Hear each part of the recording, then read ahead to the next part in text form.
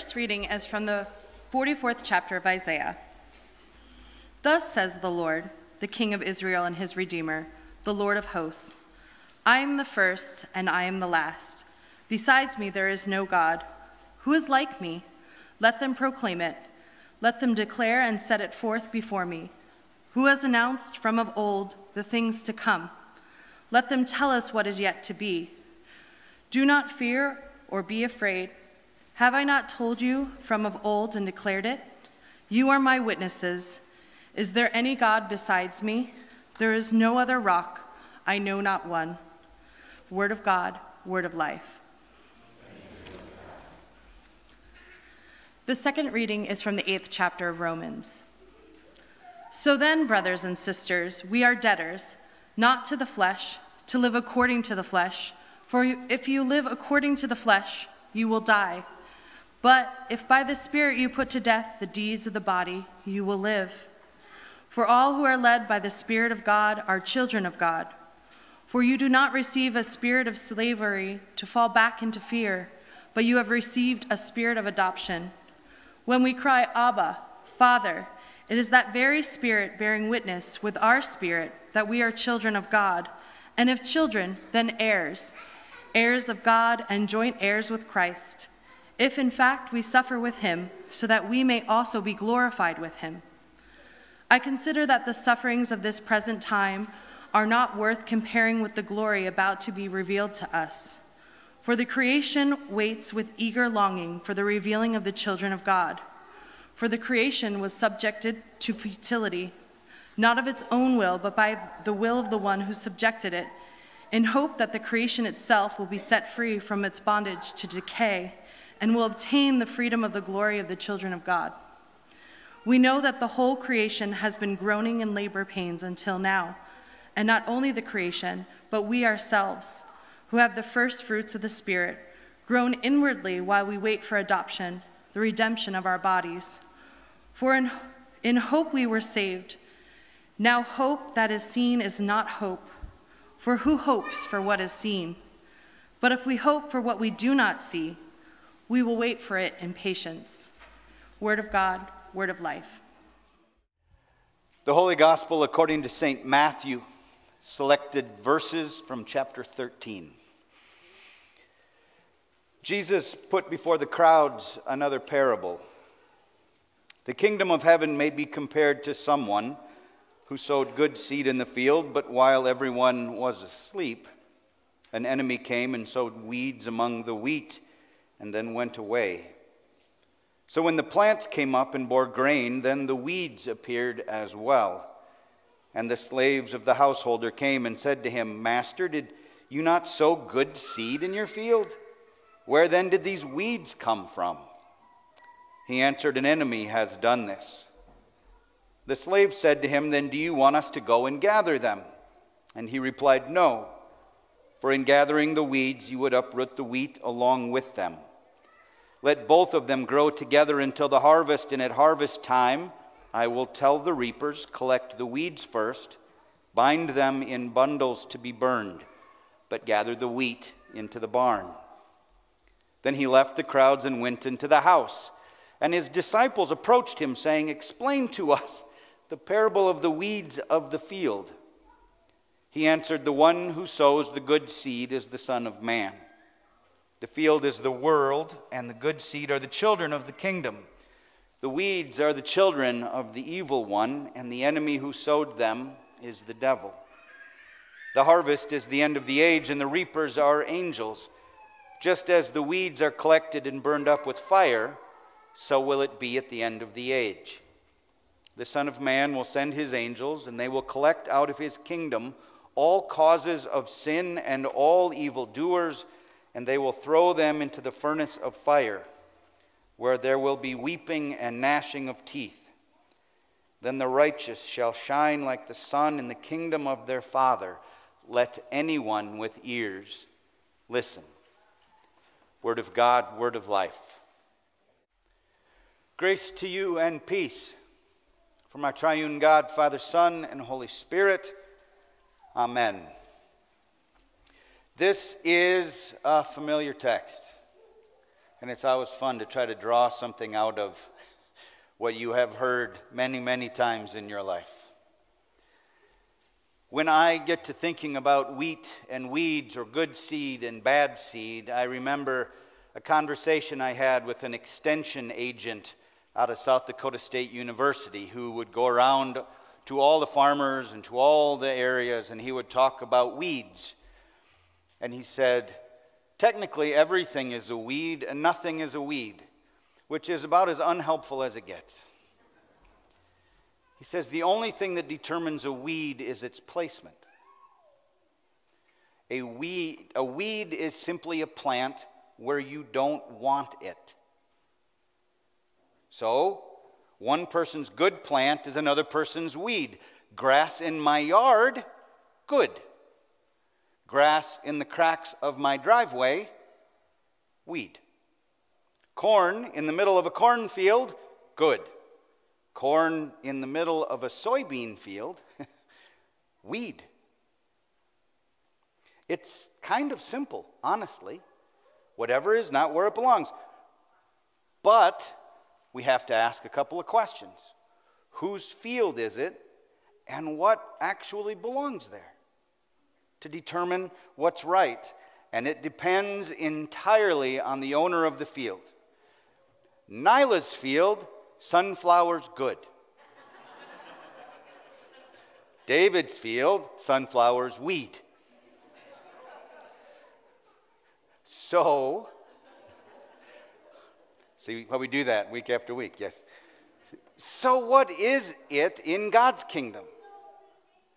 And the reality is, it's entirely the decision of the creator of the field. Not just the planter of the field, but the creator of the field, the creator of the world, God, determines what is valuable within the field that is the kingdom of God. Now the challenge that, and this has always been the case, is that we like to substitute our decisions and our judgments on the field about what is good and what is bad, what is wheat and what is weed. We like to substitute our judgment for God's. We do it about plants, we do it about politics, we do it about people probably more than anything else. We like to figure out who is wheat and who is weeds. We get it in our head that maybe we have to clean out the problem. We have to take care of this issue. And so we name the weeds something derogatory to get others to see in it what we want them to see in it. And the word itself might not even be derogatory, it's just how we use the word. Yeah? Democrat, Republican, conservative, liberal, LGBT, we just name our thing that we want somebody else to be upset about, and we deem it a weed, and we try to convince you it's wrong in the field where it is, simply in hopes that they will soon, by more than me, be considered the weed or the problem. But we do not come to this conversation, we do not come to this moment with the heart, nor the vision, nor the grace of God in its fullness. In the text, in our Matthew text today, the slaves, the servants say, should we just go out then and start tearing the weeds out of the field? It doesn't seem like for them it's that hard to figure out which is which. We can just run right out. We can see it. This one, not that one. This one, not that one. We can do this. We got this, God. We're all good. Let's go right now. And the owner of the field says, not so fast. Not so fast. In your eagerness to tear out that which frustrates you, even if it seems to be the problem, if that's what you're going to do, you might just wound, hurt, or damage that which is of value and good. Your eagerness to uproot the bad can wound the healthy and whole. God will not risk the good in our eagerness to identify, remove, destroy that which we decide doesn't belong somehow. God will not make that space. God's choice is to let God decide, right? God will choose at the harvest because it's better for the good and the bad to grow alongside each other, lest you tear out and destroy the good in your eagerness to live some sort of uncomplicated, unhindered life. I have known too many people that have walked away from the church. Too many. And they haven't walked away because the world is confusing, or because science suddenly has all the answers, or because God was unknowable. They've walked away because the church usually got too comfortable with weed pulling. Too comfortable with drawing boundaries, creating rules, or defining membership where only some can belong, or where only some are welcome at the table, or where only some are welcome at the font. The text doesn't say that there isn't bad or there isn't evil in the world. In fact, it says very clearly that there is. It doesn't say that there aren't weeds or causes of difficulty. It very clearly says there are those problems. It simply says to stop wounding those God loves for the sake of hating, abandoning, or removing those you don't think belong. When we do this, we make so much of the field weaker as the roots have been intertwined, as our lives are complicated messes with the people we love that cause difficulty, as the complicated mess of our life is interwoven not just with the community in which I'm connected, but even within myself. And frankly, what hope do we have if in this field everyone who is a sinner is harvested early and thrown into the fire? If that's the case, given how many different fields we can identify, given how many versions of the church there are and how many versions of Christian there are, there won't be anyone destined for the harvest at the time of the coming of the kingdom. We are all sinners.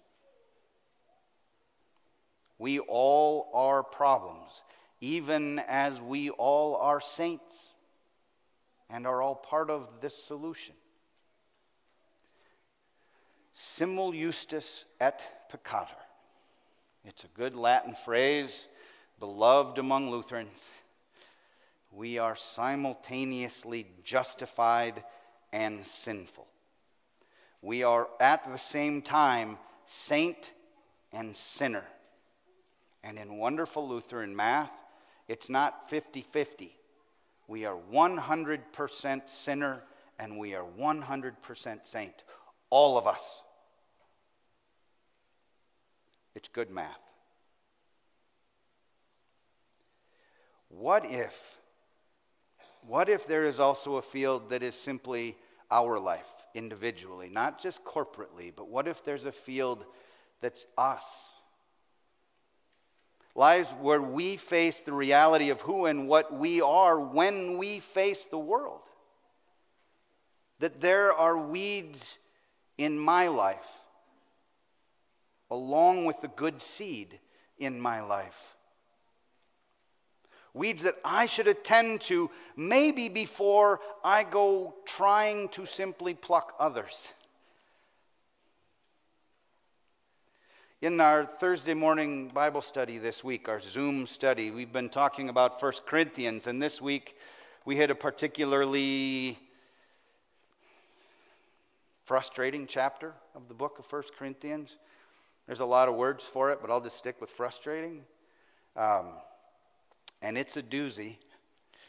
It's a text that has been used, and I'm going to use the gentlest word I can come up with here. It's been used to impede the leadership of women in the church by weed pullers for centuries. And it's followed by a text about table fellowship, what we often call communion. and a failure to see it for what it is. And Paul is coming at this pretty strongly. And it's clear as you read this chapter that Paul's got some weeds. He might be one of our foremost theologians. He might be the writer of the majority of the New Testament. And he might be an amazing witness to the gospel and grace of Jesus Christ. But he's got weeds getting in the way. He is caught up in the cultural difficulties around women's leadership role in this new Christian church, such that he ties himself up in knots, he contradicts himself, and he walks through such a convoluted argument that you wonder what in fact is actually going on. Women, when they prophesy and pray in the church, should cover their heads because their hair is the glory of their husband. And if they are unwilling to cover their head, it is a shame upon the church for them to be there with hair, so they should shave their head and be shamed such that they have to wear a veil because they no longer have hair on their head. How is that for confusing? It goes round and round, and it is, right? It's just. Some theologians just refer to this as, in all of Paul's writings, the most convoluted, confusing argument he makes. But we miss the beginning of it. By trying to chase the weeds, we miss that Paul begins with, he expects women to be leaders in the church. We bury the lead. He expects women to prophesy and preach in the church. They should be preaching, they should be praying, they should be prophesying. And then he just gets caught up in the familiar and the comfortable cultural and historical patriarchal leanings of the community in which he's speaking. He can't break out of what was to see the kingdom that is coming. In the liminal space, he is caught between what was and what will be in the is. And is a hard place to get stuck. He's not trying to pull weeds, but he's certainly not sure how to get out of his own way. Does that feel familiar? And then he goes on to communion, and he takes the community to task for failing to live out the fullness of the radicality of the Lord's Supper. In Corinthian times, in the times when this is being written, there was just a desire to look good in front of the community. And to those that were wealthy and well off, you treated them really well and you fed them in public, the best thing you could feed them to lift up their status. And if you really wanted to do it, you invited somebody of lower status and you fed them worse. And you did it right on the street so everybody could see what you were doing. Lift up the good, lower the bad. And Paul says, if you come to the table with any perception that there are some who belong and some don't, that there are some who deserve more and some deserve less, if you come to the table with any perspective other than the only reason I stand here is the gift of God, you are not in fact sharing in the table's fellowship. You are not in fact sharing the Lord's Supper. All you are doing is engaging in a ritual lie. He does not pull punches. When we stand at this table, when we share that gift, we are standing at the cross with Christ, hearing again the offering that has been made for our lives. As long as you fail it, as long as you treat it as a place where some are welcome, it's a ritual lie. And Paul, just after struggling with his own weeds, is very clear about a community that is struggling with theirs. Very clear on theirs, less clear on his, because it's always easier to see somebody else's. And that's the problem. It's so much easier to go weed pulling in somebody else's field. We have a pretty big yard with a lot of stuff in it. Nyla likes a lot of stuff. Plants and bushes and flowers, and she keeps talking about adding more. I like my weed whacker. And so I'm always really hesitant about what is or isn't a weed. And this week on Friday, I went to my mom's house. And she says, just take out all that stuff. And so I just started yanking stuff out and clipping it. I was just cutting everything out. It's not my field. It doesn't matter. She just, right? I just could go at it. I didn't have to think about it. I didn't have to worry. It was just so much easier in somebody else's field. It's obvious to us where they have a problem. It's obvious to us that if only they would take care of this thing, if only they would weed that out, even as we don't look at our own. We don't examine our own way of living, our own way of thinking, our own way of treating, our own way of looking for the children of the kingdom of God that are all around us and lifting them up in that way. And it's hard because we always have more grace for ourselves and those we love than we do for those who are different or who we don't understand or who we simply can't even begin to comprehend how they would come to live the life they're living. In our Romans text today, it says this: creation waits with eager longing for the revealing of the children of God. Creation waits with eager longing for the revealing of the children of God. For the creation was subjected to futility, not of its own will, but by the one who subjected it, in hope that creation itself will be set free from bondage to decay and will obtain freedom and glory of the children of God. Creation is waiting for us to live out the fullness of what God wants our fields to be. Creation is waiting us to live out love and grace and hope and faith and life and to stop pulling weeds. And we are in a culture that loves to pull weeds, loves to look at what we identify in somebody else, name it, and try to tear it down. It begins to get to the point where you're not sure what conversation is safe or who is safe or where you are safe. Some of my greatest friends in this life have diametrically opposed political views, theological views, but it's not because finally we come together to make sure that we are right in our field, but we come together because we love each other.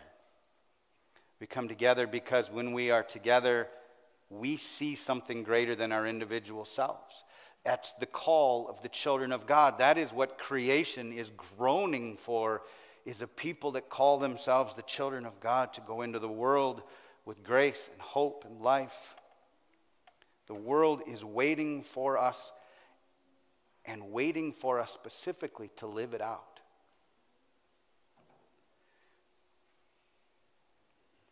It's time we try something else. I'm tired of the division in communities. I'm tired of the division in politics. I'm tired of not being able to listen to something without getting frustrated because there isn't feel like there's hope there. It's time we stop pulling weeds. And time we just start loving the fields around us and celebrating them for who they are. It will be amazing what can be accomplished when we start there. The world is waiting for us, children of God, to reveal ourselves by the way we live. May grace and hope and life and peace be your guide this week. Amen.